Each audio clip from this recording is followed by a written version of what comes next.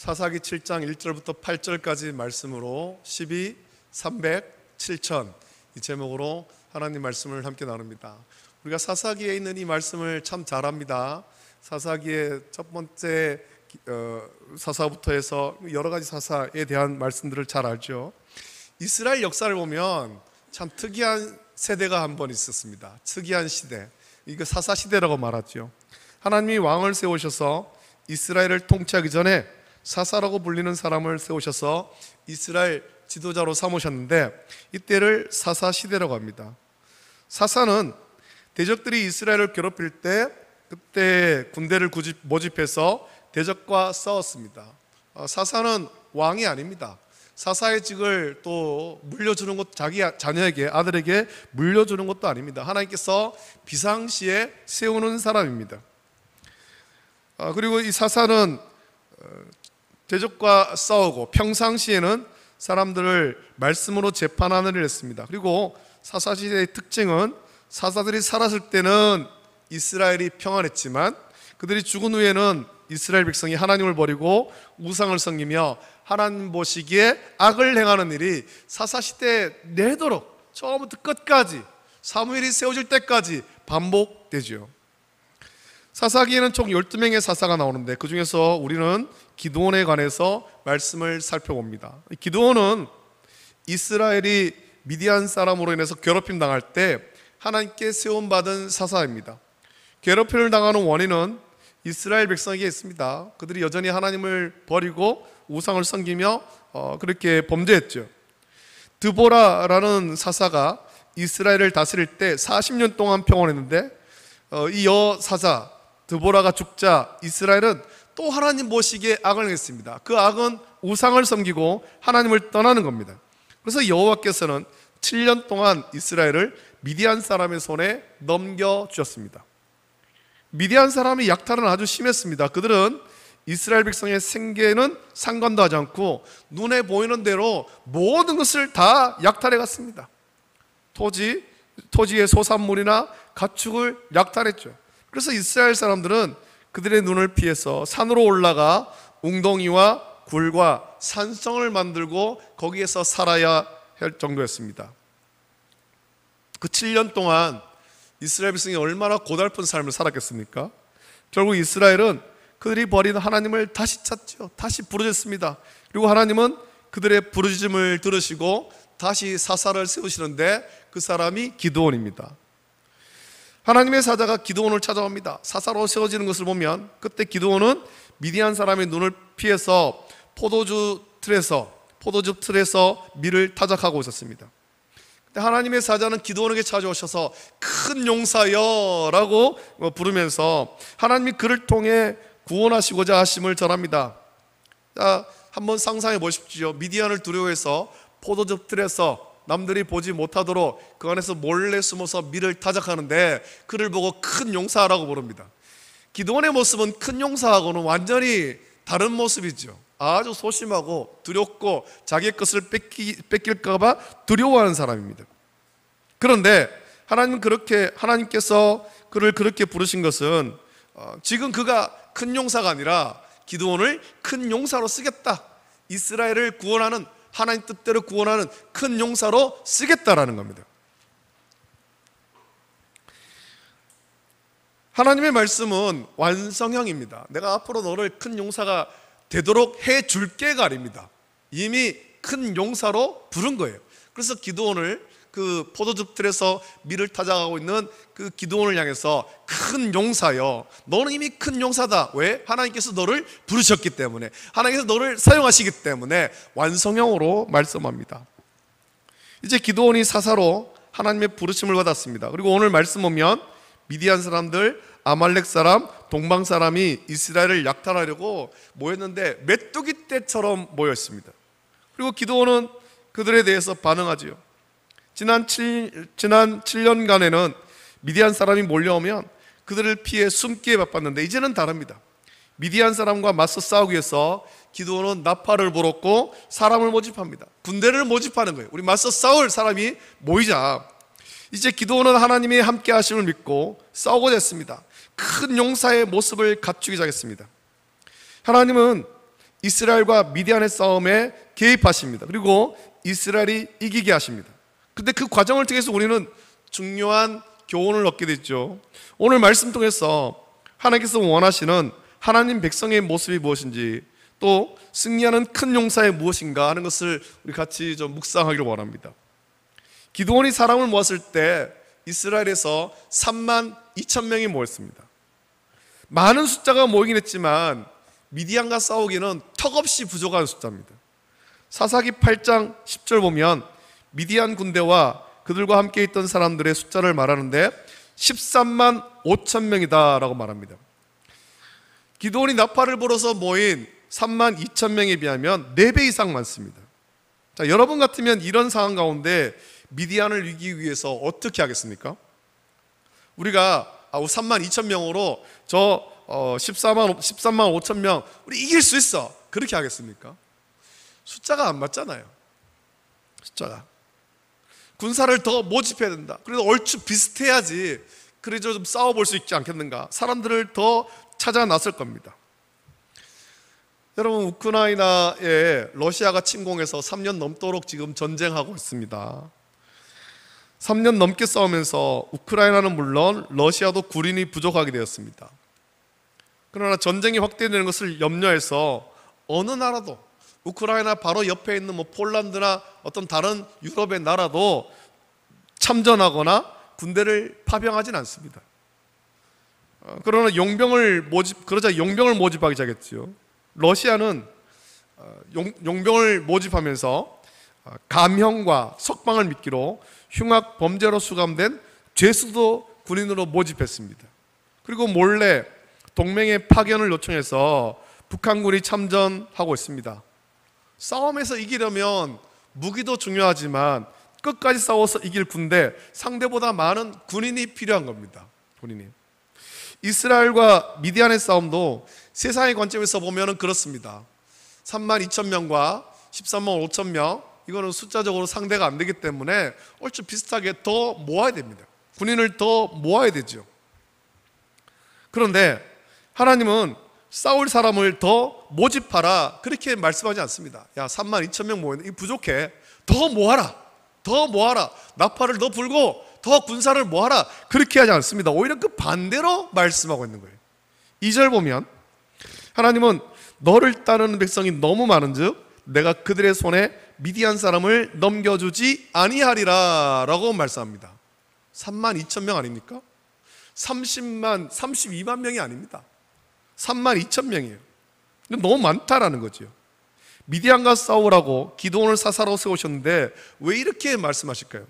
계속해서 2절에 그 이유를 밝히는데, 이는 이스라엘이 나를 거슬러 스스로 자랑하기를 내 손이 나를 구원하였다 할까 함이니라 라고 말씀합니다. 하나님은 이스라엘이 3만 2천 명으로 승리하면 자기가 잘해서 이스라엘 군대 모였던 3만 2천 명, 그들이 참 용맹하게 싸워서 승리한 것으로 스스로 자랑할 것을 잘 아셨습니다. 그리고 하나님이 이루신 승리를 가지고 자기들이 한 것으로 여기며 자랑하는 것은 하나님을 거스르는 악한 일이다 라고 말씀한 겁니다. 여러분, 우리 마음에는 언제든지 하나님을 거스르는 모습이 있습니다. 그런 죄성이 있습니다. 세상에서도 그렇지 않습니까? 우리가 그런 말들을 많이 들어왔을 텐데, 잘 되면 누구 덕입니까? 잘 되면 내 덕이고, 안 되면 누구 탓이라고 했습니까? 안 되면 세상에서 조상 탓이라고 하죠. 잘 되면 내 덕, 안 되면 조상 탓, 이렇게 말하고 있듯이 어떤 잘한 일이 있을 때 내가 그것을 냈다 드러내고 싶은 욕망이 우리 속에는 있다는 겁니다. 이게 죄성이죠. 이스라엘 백성이 전쟁을 치렀는데 4대1로 싸워서 승리하게 되면 그들의 능력으로 이 일을 했다고 분명 자신을 자랑할 것을 하나님은 잘 알고 계신 겁니다. 이스라엘이 승리하는 것은 이스라엘이 군사적으로 강해서가 아닙니다. 기드온이 대단한 리더십이 있고 싸움에 능숙한 지략가, 전략가, 장군이었어도 아닙니다. 이스라엘이 승리하는 것은 하나님이 승리를 주시기 때문입니다. 그것은 우리 하나님이 모든 주권을 가지고 세상을 통치하시기 때문입니다. 그래서 하나님이 우리에게 승리를 주셨을 때, 혹은 그렇지 않을 때라도 우리는 모든 영광을 하나님께 돌려야 당연한 거죠. 사사시대가 끝나고 왕국시대가 됐을 때 이스라엘 초대 왕을 세웠습니다. 사울을 세웁니다. 처음에 사울은 겸손했고 하나님의 영광을 위해 대적과 싸웠습니다. 처음 사울이 왕이 되었을 때 사람들은 아유, 저 사람이 왕으로서 뭘 할 수 있겠나? 왕으로서 별로 존중도 안 하고 대접도 안 했습니다. 그러나 사울이 하나님을 위해서 또 이스라엘을 위해서 그렇게 하나님의 능력으로 싸워서 이기죠. 그제서야 사람들이 모여서 사울을 왕으로 섬기며 나라가 강해집니다. 사울은 처음에는 겸손했습니다. 하나님의 영광 위에서 대적과 싸웠습니다. 그러나 사울은 점점 교만해져 갔고 하나님께 영광 돌리기보다 자기를 위해 기념비를 세우면서 자기가 잘해서 대적을 이겼다 교만해지기 시작했습니다. 하나님이 사울을 버리고 다윗을 새로운 왕으로 세운 이유가 그것 아닙니까? 사울이 교만해서 하나님께 영광 돌리지 않은 거예요. 이사야 42장 8절 말씀 보면 나는 여호와이니 이는 내 이름이라 나는 내 영광을 다른 자에게 내 찬송을 우상에게 주지 아니하리라 라고 말씀합니다. 그러니까 하나님의 주권과 통치를 인정하며 모든 일에 하나님께 영광 돌리는 것이 저와 여러분에게 마땅한 것입니다. 예수님 믿는 모든 성도라면 모든 영광을 하나님께 돌려야 됩니다. 온 우주 만물이 하나님을 찬양을 해야 되는 겁니다. 그런데 이 세상에는 하나님의 영광을 가로채는 존재들이 많습니다. 하나님이 하신 일을 우상이 가로채고 사람이 가로채는 겁니다. 특히 사람에게 있는 교만함, 이 죄성으로 인한 교만함은 사람이 힘을 모으면 불가능한 것이 없다, 그렇게 여기는 겁니다. 우리가 모이고 우리가 힘을 모으고 우리가 세력을 키우면 못할 것이 없다, 그래서 사람을 모으고 세력을 키우려고 합니다. 현대 민주주의 사회에서 특히 그런데 다수가 목소리를 내면 다수의 의견을 따라한다라고 주장합니다. 그래서 자꾸 사람을 모으고 세력을 키우려고 합니다. 창세기에도 보면 그 사람들이 교만했던 일이 있지 않습니까? 노아 시대 이후에 사람들이 시날 평지에 모였습니다. 거기에서 모여가지고 바벨 탑을 쌓습니다. 그 탑을 쌓으면서 도시를 건설하면서 우리가 흩어짐을 면하고 우리의 이름을 하늘까지 높이자. 교만한 거예요. 교만한 거예요. 자기들이 모여서 힘을 모으고 세력을 키우면 하늘까지 높아질 것이다, 그렇게 여겼고, 하나님은 그들의 교만함, 그것을 보시고 언어를 혼잡게 하고 그들을 다 흩어버리신 거잖아요. 오늘 말씀 보면 처음에 미디안과 싸우려고 사람을 모았을 때 3만 2천 명이 모였습니다. 이전에 그렇게 모인 적이 없는데 그렇게 모였을 때 기드온과 이스라엘 사람들은 야, 우리가 이만큼 모였으니, 전에는 미디안이 오면 다 도망가기 바빴는데 이제 우리가 싸우려고 3만 2천 명이 모였으니 미디안과 한번 싸워볼 만하다, 그렇게 여겼을 겁니다. 그것이 사람이 생각이에요. 전에는 한두 사람 모이기도 힘들었는데 3만 2천 명이나 모였어. 우리가 마음을 하나로 해서 3만 2천 명이 모였어. 우리가 이제 한번 싸워볼 만하다, 그렇게 생각하겠지요. 그러나 하나님은 그런 사람의 생각을 하시고 모인 사람을 돌려보내라고 합니다. 모인 사람이 너무 많다, 돌려보내라. 누군지 두려워 떠는 자는 길라산을 떠나 돌아가라 라고 했고 2만 2천 명이 돌아가고 1만 명이 남았습니다. 2만 2천 명이 돌아갔지만 1만 명이 남았으니 그래도 한번 해볼 만하다, 그렇게 생각하지 않겠습니까? 우리가 1대 100으로 싸우자. 한 사람이 10명을 쓰러뜨리면 된다, 우리가 그렇게 한번 싸워보자 생각할 거예요.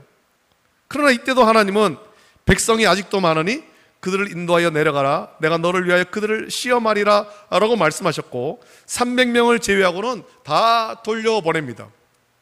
그리고 7절 말씀 보면 여호와께서 기드온에게 이르시되 내가 이 물을 핥아먹은 300명으로 너희를 구원하여 미디안을 내 손에 넘겨주리니 남은 백성은 각각 자기 처소로 돌아갈 것이니라 라고 말씀합니다. 13만 5천 명과 싸우기 위해 300명은 비교할 수 없는 숫자입니다. 예전에 그런 영화가 있었습니다. 역사의 기록이기도 한데 페르시아 왕 크세르크세스가 이끄는 100만 대군이 이제 그리스를 침공할 때 스파르타의 왕 레오니다스가 정식 군대를 출전시키지는 못해서 자기 호위병 300명의 용사를 이끌고 테르모필레 협곡에서 싸운 일이 있고, 그것이 영어로 만들어졌죠. 그 협곡을 지키면, 협곡이 좁기 때문에 여기 300명으로 우리가 여기를 지키면 페르시아의 100만 대군도 그리스로 진격해 올 수 없다. 우리가 여기서 한번 막아보자. 그렇게 했습니다. 용감하게 싸웠습니다.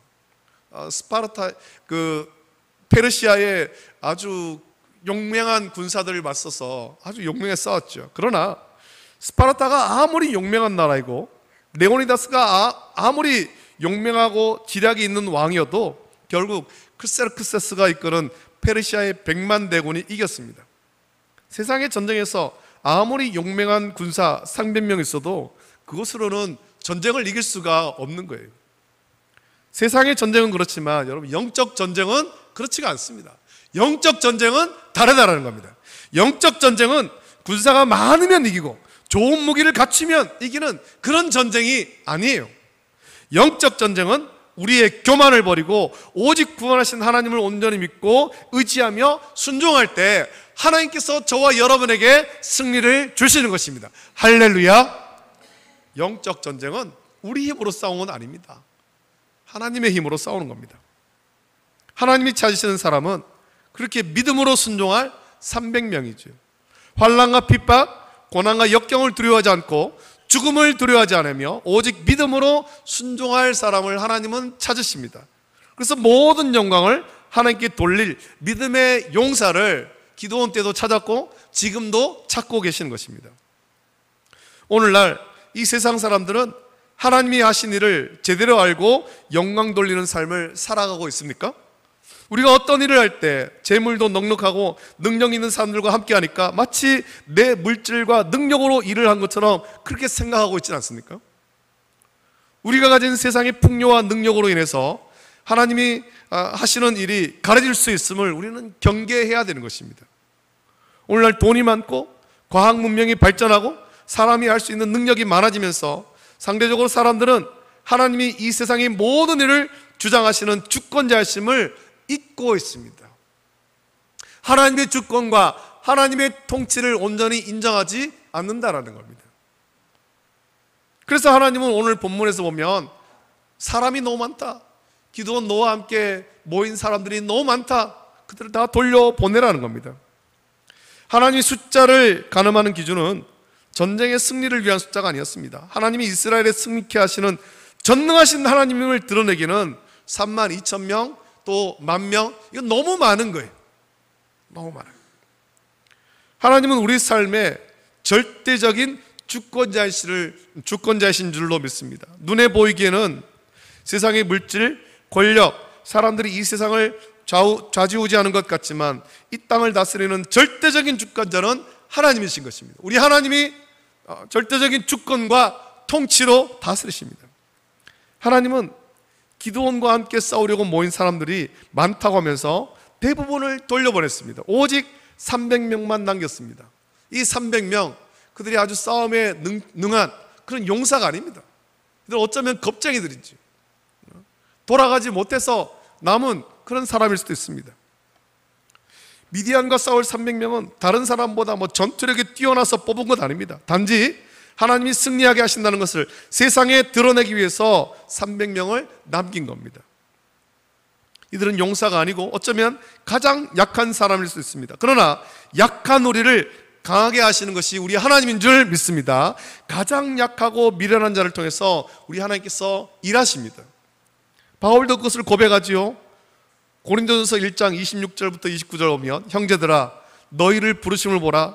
육체를 따라 지혜로운 자가 많지 아니하며 능한 자가 많지 아니하며 문벌 좋은 자가 많지 아니하도다. 그러나 하나님께서 세상의 미련한 것들을 택하사 지혜 있는 자들을 부끄럽게 하려 하시고 세상의 약한 것들을 택하사 강한 것들을 부끄럽게 하려 하시며 하나님께서 세상의 천한 것들과 멸시받는 것들과 없는 것들을 택하사 있는 것들을 폐하려 하시나니 이는 아무 육체도 하나님 앞에서 자랑하지 못하게 하려 하심이라 라고 말했고, 고린도후서 12장 10절에서 보면 바울은 이렇게 고백합니다. 그러므로 내가 그리스도를 위하여 약한 것들과 능력과 궁핍과 박해와 곤고를 기뻐하노니 이는 내가 약한 그때의 강함이라 라고 바울이 고백했습니다. 내가 약해짐으로 하나님의 강함이 드러나는 것이 복음입니다. 내가 약하다는 것이 무엇입니까? 하나님, 나는 아무것도 할 수 없습니다. 하나님만이 나의 왕이십니다. 하나님이 이 모든 일을 이루십니다. 이걸 고백하고 믿음으로 순종할 때 하나님께서, 전능하신 하나님께서 우리 가운데 역사하시고 하나님의 일을 이뤄 가시는 것입니다. 할렐루야. 여러분, 지금은 찬양 선교단이 많이 있지만 1990년대 대한민국의 영적 각성을 일으킨 찬양단이 있습니다. 지금도 활동하고 있습니다만 하스테반 선교사님이 이끄는 올레이션스 경배와 찬양입니다. 하스테반 선교사님이 국내보다는 독일에서 더 많이 활동을 해서 이 선교단이, 찬양단이 국내 활동이 좀 약해졌지만, 처음에 시작할 때 1987년 2월 13일 온누리교회 작은 공간에서 목요 찬양 예배로 시작되었습니다. 하지만 찬양을 통한 영적 회복을 갈망하는 많은 청년이 그 소식을 듣고 전국에서 모이기 시작했습니다. 전국에서 밤기차를 타고 전국 각지에서 모이기 시작한 겁니다. 그리고는 한여름의 땡볕에서도 지금은 없어진 여의도 광장에 수만 명이 모여서 함께 하나님을 찬양했습니다. 1990년대 영적 각성이 일어났죠.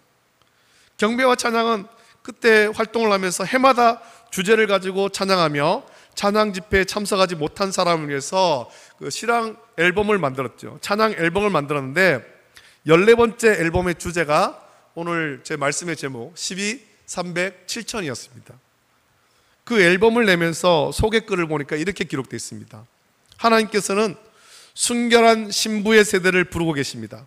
하나님을 저버린 이 세대 속에서 주님을 향한 순전한 소망을 품을 수 있는 세대를 찾고 계십니다.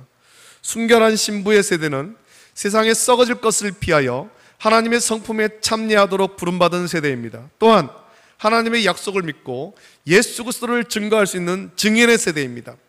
예수님의 제자들이 성령의 세례를 받은 후 담대히 모든 공회 앞에서 예수 그리스도의 이 땅에 오심과 죽으심, 부활하심과 다시 오심을 증거했던 것처럼 순결한 신부의 세대는 성령의 능력으로 복음을 담대히 증거하는 세대입니다.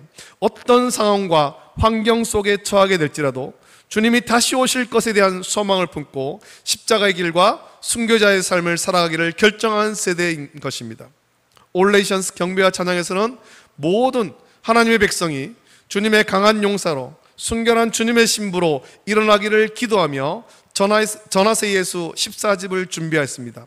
이번 음반에는 주님의 승리를 기뻐 외치며 우리의 삶의 모든 영역에서 하나님만 높이기를 원한다는 고백과 함께 12, 300, 7천의 하나님의 사람들과 순결한 신부의 세대가 일어나기를 기도하는 마음을 담았습니다. 이 음반을 통하여 사망의 땅에 생명이 전파되고 소망이 없는 세상에 성령의 단비가 부어져 하나님의 영광이 온 땅에 충만하게 될 그 날이 속히 임하기를 기도합니다 라고 소개글에 적혀 있습니다. 하나님은 지금도 12명의 사도와 같이, 또 기드온과 300명의 용사와 같이, 바알에게 무릎 꿇지 않은 7,000명과 같이 하나님의 주권과 통치를 인정하고 하나님 말씀의 다스림을 받으며 모든 영광을 하나님께 돌릴 순결한 믿음의 세대를 찾고 부르십니다. 그리고 그들을 통해서 하나님 나라를 세우십니다. 여러분, 우리가 이 시간 예배하는 저와 여러분이 12명의 사도와 같은 믿음의 사람이 되어야 합니다. 이 시간 예배하는 저와 여러분이 기드온과 300명의 용사와 같이 하나님의 주권과 통치를 믿으며 순종할 사람이 되어야 됩니다. 우리 월배 중부교회 성도가 바알에게 무릎 꿇지 않은 7,000명과 같이 순결한 믿음을 지키는 성도가 되어야 됩니다. 할렐루야. 여러분, 우리는 약합니다. 그러나 하나님은 강하십니다. 하나님의 주권과 통치를 믿고 고백하며 하나님 말씀에 다스림 받고 삶에서 믿음의 온전한 순종으로 모든 영광을 하나님께 돌리며 영적 싸움에서 날마다 승리하고 하나님 나라를 함께 세워가는 저와 여러분 되시기를 예수님의 이름으로 축복합니다. 이 시간 우리 함께 이 찬양을 같이 부르고 기도하길 원합니다. 여러분, 십자가의 길, 순교자의 삶, 우리가 이 시대에 12명의 사도와 같이 또 300명의 그런 용사와 같이 바알에게 무릎 꿇지 않은 7,000명과 같이 되기를 원합니다. 하나님 주권과 하나님 통치를 믿고 고백하고 믿음의 순결한 세대, 순결한 신부의 세대가 될 수 있도록 은혜를 주시옵소서. 우리가 나약하게 세상 가운데 주저앉아서 그렇게 숨어 사는 것이 아니라 하나님 주권과 하나님 통치를 믿고 하나님이 승리 주심을 믿고 기도하고 담대히 나갈 수 있도록, 우리 어떤 사람을 많이 모으고 재물을 많이 모아서 세상의 것으로 하는 것이 아니라 오직 하나님의 힘으로, 하나님이 함께 하심으로 다시 한번 일어날 수 있도록 은혜 달라고, 그런 마음으로 우리 이 찬양 같이 부르고 같이 기도하길 원합니다. 함께 찬양하겠습니다. 우리 간절한 마음으로 함께 찬양하겠습니다.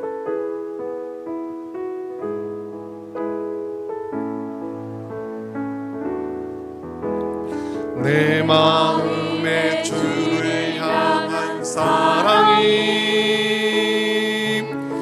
나의 말엔 주가 주신 진리로, 나의 눈에 주의 눈물 채워주소서.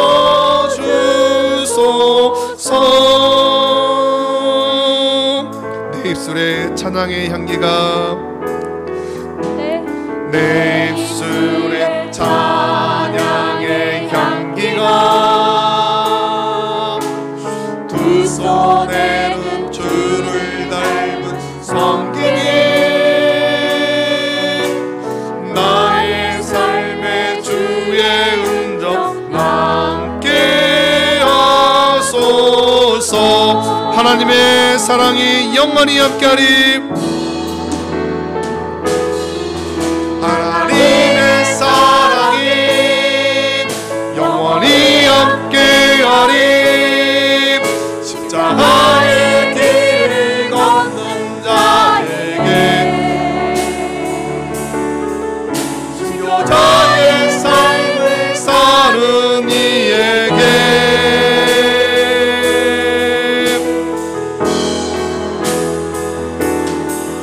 조롱하는 소리와 세상 유혹 속에도 주의 순결한 신부가 되리라. 내 생명 주님께 드리. 하나님의 사랑이,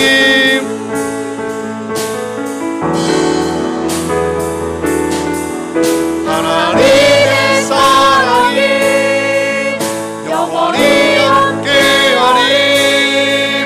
십자가의 길을 걷는 자에게,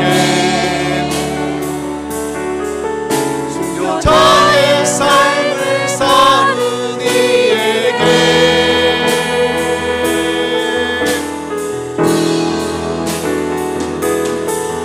조롱하는 소리와 세상 유혹 속에도 주의 순결한 신부가 된, 내 생명 주님께, 내 생명 주, 내 생명 주님께, 내 생명 주. 다시 한번 내 생명 주님께, 내 생명 주님께 드리리. 자, 우리 함께 간절하게 함께 기도하겠습니다. 이 시간에 기도할 때 지금의 시대도 어쩌면 사사시대와 같이 참 어두운 시대입니다.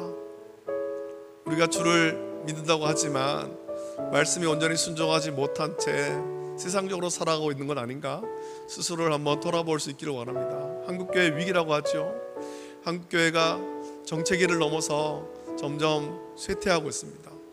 이제 이전에 믿던 세대들이 한 분씩 두 분씩 하나님 나라로 부름받고, 그러면 밑에 세대, 믿음의 세대를 계속해서 양육하고 키워야 되는데 그런 일을 제대로 안 되고 있고, 그래서 한국교회 위기라고 합니다. 말씀 가운데 우리가 바로 서고 있는가 한번 돌아봐야 될 때입니다. 좀 우리가 살아가는 이 시대가 사사시대와 같을 수 있고 어쩌면 사사시대보다 더 악할 수도 있습니다. 이럴 때 하나님은 기드온과 300명의 용사와 같이 순결한 믿음의 세대를 다시 찾고 계십니다. 부르고 계십니다. 교회만 나온다고 구원받는 것이 아닙니다. 예수님께서도 말씀하셨듯이 나더러 주여 주여 하는 자마다 다 천국에 들어갈 것이 아니요 하나님 아버지의 뜻대로, 하나님 아버지의 뜻대로 행하는 자, 믿음의 순결한 세대, 그 세대가 구원받는다고 말씀했습니다. 우리가 이 시대에 믿음의 순결한 세대가 될 수 있도록 은혜를 부어 주시옵소서. 그저 교회만 왔다 갔다 하는 시계추와 같은 그런 신앙생활이 아니라 정말 하나님의 주권과 통치를 온전히 믿고 고백하고 그 가운데 순종하고 믿음의 순종을 통해서 하나님께 영광 돌리는 믿음의 순결한 세대가 될 수 있도록 은혜를 주시옵소서. 하나님, 우리의 심령을 다시 한번 회복시켜 주시고 우리의 가정을 믿음으로 세워주시고 우리 교회를 다시 한번 부흥시켜 주시고 영적 각성이 일어나게 하시고 한국교회를 불쌍히시고 다시 한번 회복시켜 주시옵소서. 한국교회가 다시 한번 믿음의 순결한 세대가 되고 하나님의 큰일에 쓰임받을 수 있도록 은혜를 부어 주시옵소서. 우리의 다음 세대 믿음으로 양육할 수 있도록 은혜를 부어 주시옵소서. 우리 간절한 마음으로 이 시간에 주님 한번 크게 부르짖고 3번 부르짖고 우리 합심하여서 함께 기도하겠습니다. 주여 주여 주여. 걸어가신 아버지 하나님, 시간에 기도합니다.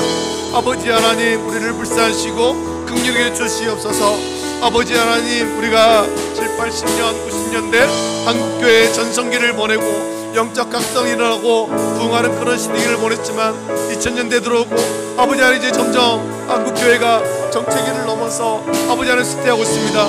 이전에 주를 간절히 부르던 말씀대로 살던 믿음의 세대가 한 분씩 두 분씩 하나님 나라로 부름받으며 아버지 하나님, 우리가 다음 세대 믿음의 세대를 양육하고 일으켜야 될 텐데 아버지 하나님 그렇지 못하고 있고, 또 우리 다음 세대에게 아버지 하나님 순결한 믿음을 가르쳐주지 못하고 아버지 하나님, 우리 다음 세대가 믿음 가운데 살지 못하고 세상에 치우쳐 살아가고 있습니다. 우리가 사는 시대가 사사시대보다 오히려 더 악한 시대는 아닌가, 더 영적으로 어두운 시대는 아닌가, 참 두려운 마음으로 기도합니다. 주여, 우리를 불쌍히시고 긍휼히 계시사 다시 한번 우리를 회복시켜 주시옵소서. 영적 각성이 일어나길 원합니다. 각 사람 심령이 다시 한번 살아나게 하여 주시옵소서. 말씀으로 살아나게 하여 주시옵소서. 하나님 주권과 하나님 통치를 온전히 믿고 고백하는 아버지 하나님 믿음의 순결한 세대가 되게 해 주시옵소서. 아버지 하나님이시여, 아버지 하나님이시여, 우리의 심령이 살아나고 우리 각 가정이 믿음 가운데 견고히 설게 하여 주시기를 원하고 교회가 다시 한번 회복되게 해 주시옵소서. 주의 복음으로 온전히 서게 하여 주시고 영적 각성이 일어나게 해 주시기를 원하고 한국교회가 아버지 하나님 다시 한번 말씀 가운데 바로 서며 일어날 수 있도록 은혜 보여주시고 아버지 하나님 다시 한번 부흥하여 하나님의 큰일에 쓰임받는 한국교회 될 수 있도록 주옵소서. 우리 교회가, 우리 모든 성도가 그 일에 쓰임받는 300명의 용사와 같은 자가 되기를 원합니다. 12명의 사도와 같이 되기를 원합니다. 바알에 무릎 꿇지 않은 7000명과 같이 되기를 원합니다. 주여, 우리를 불쌍히시고 긍휼히 시사 은혜를 부으시고 다시 한번 우리를 회복시키시고 은혜로 채워주시옵소서. 감사합니다. 거룩하신 하나님 아버지, 사랑과 은혜를 감사합니다. 이 시간에 하나님 말씀을 받고 기도하게 하심을 감사합니다. 아버지 하나님, 우리가 사사기의 말씀을 묵상합니다. 사사기의 말씀 묵상하며 참 이스라엘 역사 가운데 영적으로 어두웠던 시기였음을 기억합니다. 아버지 하나님, 그 시대에 하나님께서 이스라엘을 말씀 가운데 온전히 살도록 사사를 세우셨지만 사사가 살아있는 동안, 사사가 이스라엘을 구원하고 사사가 살아있는 동안에는 하나님 말씀을 순종하다가 평안하다가 사사가 죽고 나면 다시 한번 하나님을 대적하고 하나님을 버리고 우상에게 돌아가는 그런 악순환이었습니다. 하나님, 사사기의 말씀 보면서 지금 이 시대를 돌아봅니다. 우리가 살고 있는 이 시대가 사사시대처럼 그런 모습은 아닌가, 우리 자신들을 돌아보게 하여 주시옵소서. 영적으로 깨어있지 못하고 잠자고 있지 않은가, 하나님의 특별한 은혜가 임할 때만 주여 주여 부르짖고 또 그렇지 않을 때는 우리가 다시 여전히 세상으로 돌아가고 죄악 가운데 살아가고 있지 않은가, 우리 자신들을 돌아보게 하여 주시옵소서. 하나님께서 이스라엘을 구원하기 위해서 사사를 세우셨습니다. 기드온을 세웠습니다. 미디안과 싸우기 위해서 32,000명이 모였지만 사람이 너무 많다고 했습니다. 다 돌려보내고 300명만 남기셨습니다. 가장 약하고 가장 두려워하는 그 300명만 남기셨고, 그 300명으로 하나님의 구원을 일으키셨습니다. 하나님은 이 시대에도 순결한 믿음의 세대를 찾고 계십니다. 12명의 사도와 같이, 또 기드온의 300명의 용사와 같이, 바알에게 무릎 꿇지 않은 7,000명과 같이 이 시대에 세상에 물들지 아니하고 말씀 가운데 순종하는, 하나님의 주권과 하나님의 통치를 믿고 고백하는 믿음의 순결한 세대를 찾고 있습니다. 우리가 하나님 찾으시는 믿음의 순결한 세대가 되기를 원합니다. 아버지 하나님, 그저 주여 주여 부르짖기만 하는 것이 아니라 하나님 아버지의 뜻대로 순종하는 믿음의 순결한 세대가 되게 하여 주시옵소서. 우리의 심령을 회복시켜 주시옵소서. 가정을 회복시켜 주시고, 교회를 다시 한번 회복시켜 주시고, 한국교회가 다시 한번 살아나게 하여 주시고, 하나님의 큰일에 쓰임받는 우리 교회가 될 수 있도록 은혜를 부어 주시옵소서. 이 한 주간 살면서 우리 주신 말씀을 묵상하면서 우리가 하나님의 주권과 하나님 통치를 온전히 믿고 고백하고 그 가운데 순종하는 믿음에 순종하는 믿음의 순결한 세대의 삶을 살 수 있도록 인도하여 주시옵소서. 감사합니다. 예수님의 이름으로 기도드립니다. 아멘. 주님께서 가르친 기도로 예배를 마칩니다. 하늘에 계신 우리 아버지여, 이름이 거룩히 여김을 받으시오며 나라가 임하시오며 뜻이 하늘에서 이루어진 것 같이 땅에서도 이루어지이다. 오늘 우리에게 일용할 양식을 주시옵고, 우리가 우리에게 죄 지은 자를 사하여 준 것 같이 우리 죄를 사하여 주시옵고, 우리를 시험에 들게 하지 마시옵고 다만 악에서 구하시옵소서. 나라와 권세와 영광이 아버지께 영원히 있사옵나이다. 아멘.